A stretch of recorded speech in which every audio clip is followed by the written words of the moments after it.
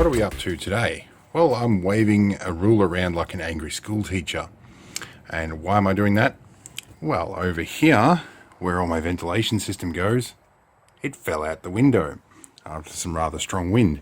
I guess that's to be expected from core flute and duct tape. But anyway, what are these for? Well, this is my fume extraction vent from when I'm soldering.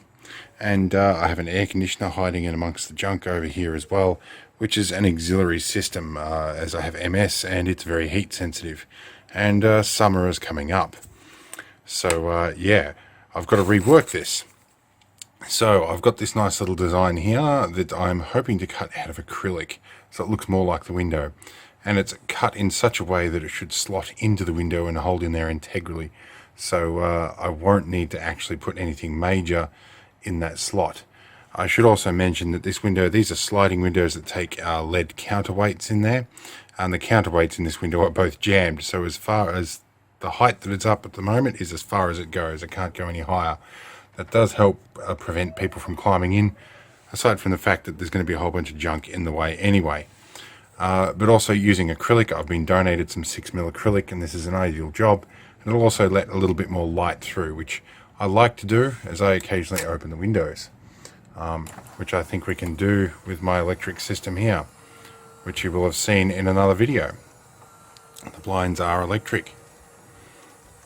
So, alright, I'll need to design a control box for these fans later, but I think I'm going to clone what I did for my blind system, which has got 4 relays and a fuse box and everything all hidden in there. I probably didn't need to pack so much in there. At some stage this is going to get replaced with 2 center sprung off double pole switches and do the whole thing much more easily when I've got the right switches. Anyway, let's get cracking. This has already been drawn up, so let's jump into the laser cutter. Alright, so we're staring at the laser cutter now, and it turns out my sheet of acrylic was way too small to do what I need. Well, actually by about 40mm, which crucially is going to make the whole thing not work. So I have a new section of 3mm acrylic, 3mm MDF rather. I've got acrylic on the brain. We're loading this into the laser cutter. And one of the things we'll need to do once we do an autofocus to get everything back to level again, and this does free float, it's designed to do that. We'll autofocus this, should level this sheet out. I've had to leave the door open because I'm too lazy to cut the sheet. So I'm going to stick some magnets over on the safety sensor in here, and that should then think that the door's shut, which means it will engage the laser. Right, and we have a use for some ammo boxes under here as well, just to hold that sheet up.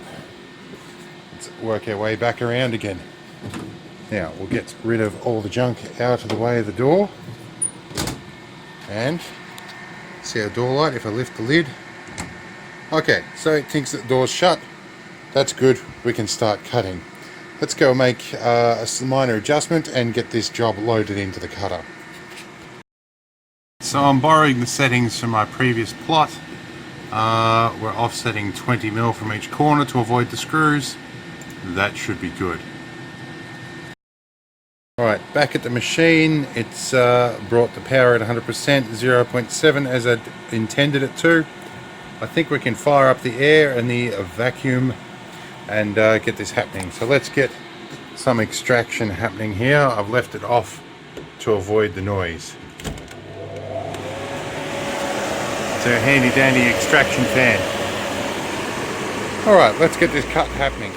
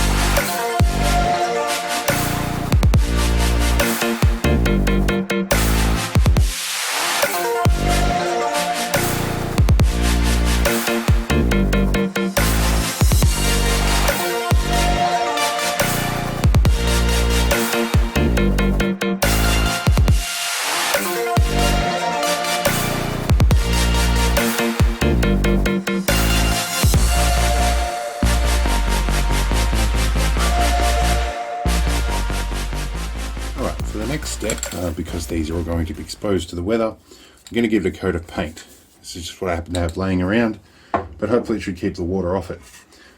Now, to explain the design here, now some of you, or most of you, will probably be familiar with 120mm and 80mm fans and how to mount them.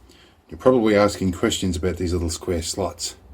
I'm sorry if I'm shaking this a bit at the moment. MS has got the better of me today. These slots are so that I can mount cowls on. Now, ideally I would have mounted them away from the screws so that I can drop them in and clip them in. But through an oversight of my own, the fans are going to obstruct those. So instead of making them removable, I'll just make them with 3mm tabs, and I'll slot in and apply a bit of glue when I do it. I'm also going to spray paint the ugly side because that's going to be the one that's going to be facing out towards the weather. So let's get cracking.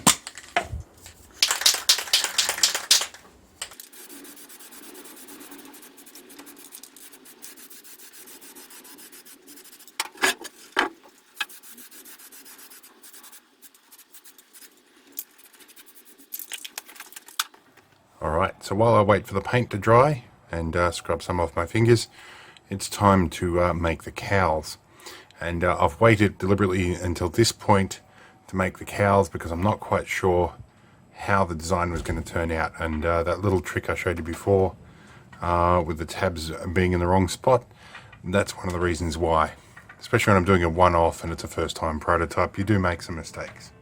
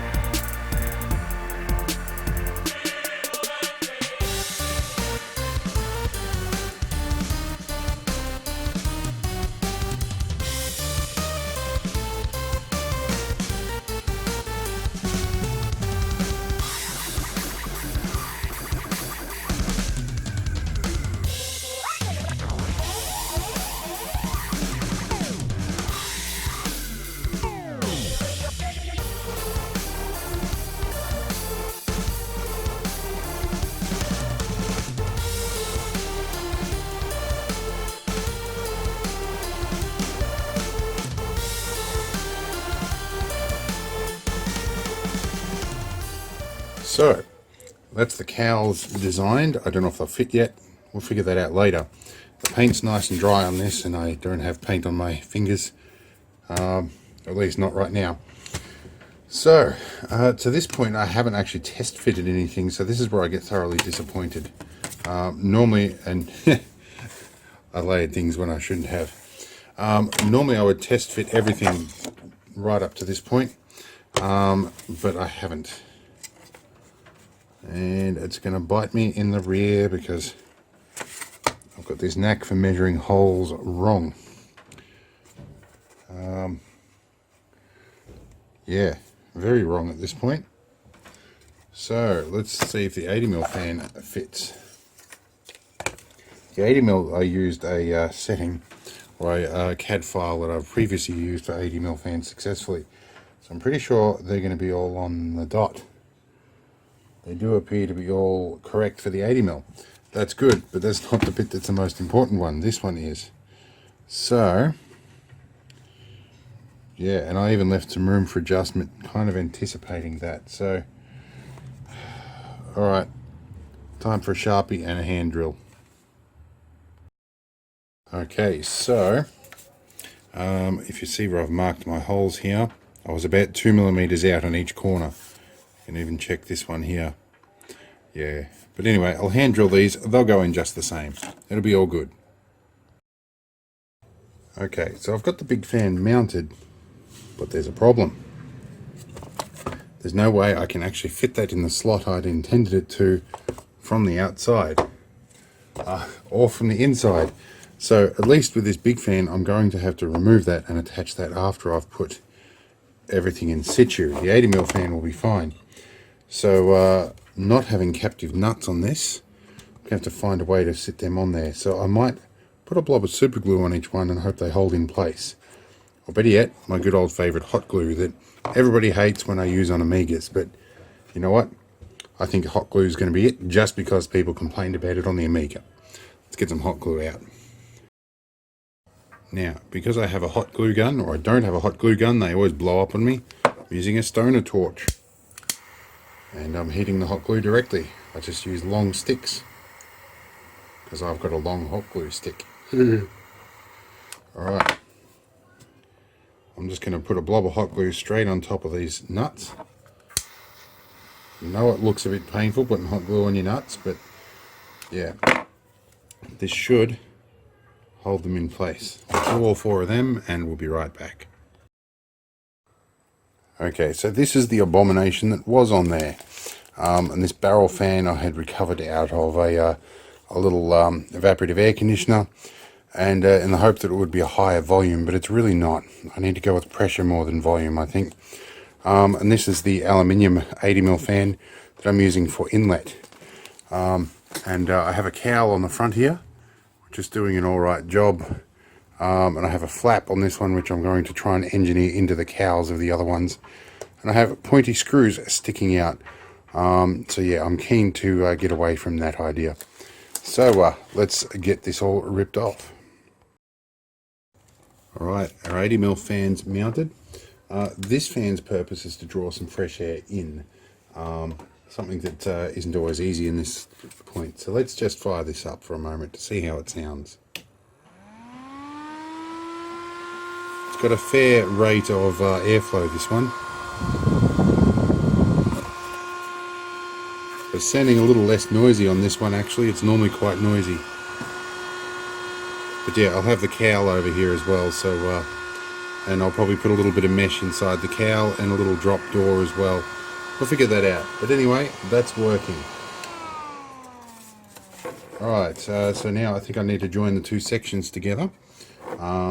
Get it mounted in the window, and then find a way to get, I might get my financial manager involved and get her to hold the fan up while somebody screws it in from the outside.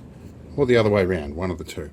Anyway, let's get our little joiner piece put on this and get it all looking right. Right, so we've got our joiner put in. I've only put 4 screws, but there's a fair whack of glue behind that. Should hold it in. This is going to happen after the fact, and the vent tube for the air conditioning will get shoved through here in a moment. Alright, let's go outside. Alright, so it's kind of windy out here, so I hope you can hear me, but yes, it's wedged in very nicely in the hole. And we'll have our cowls to go in here soon, and my air conditioning vent. So yeah, it's looking good. Alright, so now that the ducting is attached and everything's in the window, it's time to go and laser cut some cowls. So back to the laser cutter we go.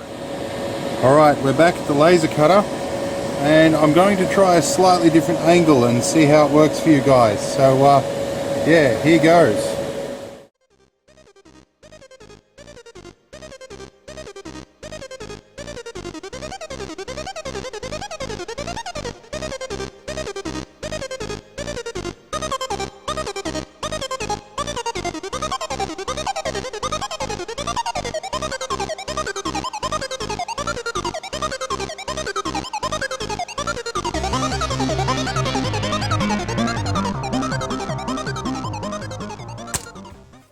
Okay, so it's time to test assemble all the pieces and see if my cowls work out. So, and then we'll spray paint them and we'll install them. So yeah, here goes.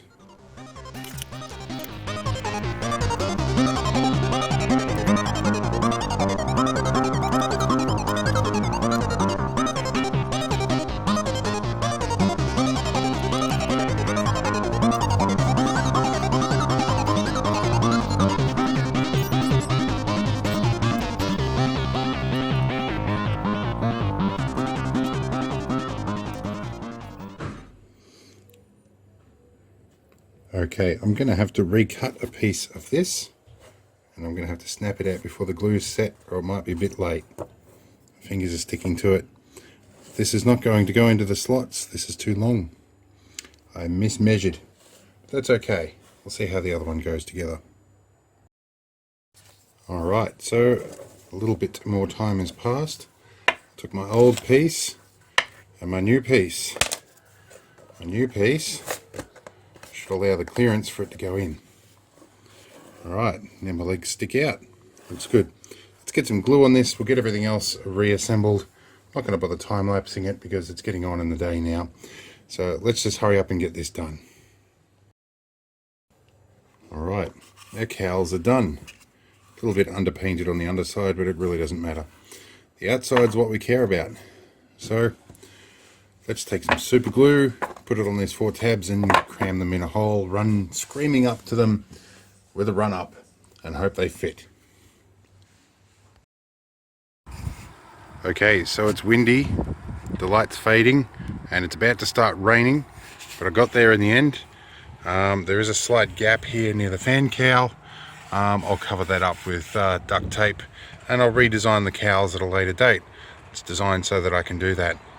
This one I was a tiny little bit out with a slot, a little bit off my game today, a bit distracted, so if I had done this at midnight it would have been great, no distractions, but stuff happens. Anyway, it's about to get wet. Let's have a look at the sky up here. Yep, we're gonna get wet, so let's get some tape on. I'm getting back inside.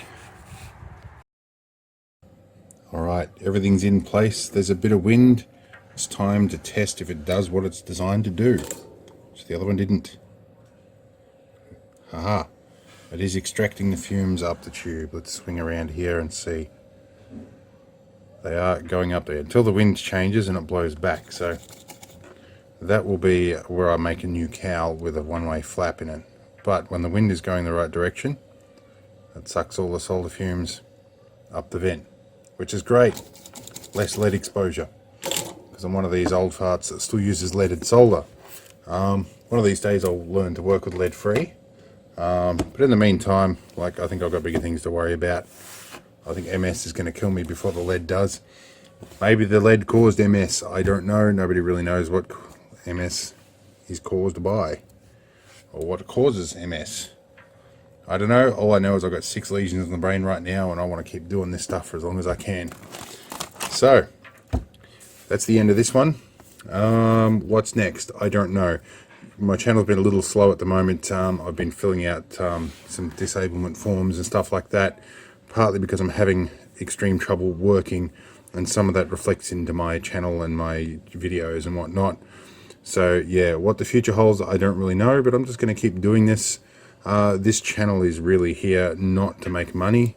It's mostly to leave a bit of a legacy and to help just keep my brain satisfied and not go insane at the prospect that I could potentially end up blind or in a wheelchair or anything in between or worse at some point in the near future. So yeah, I'm just going to keep doing what I'm doing for as long as I can. See you all next time.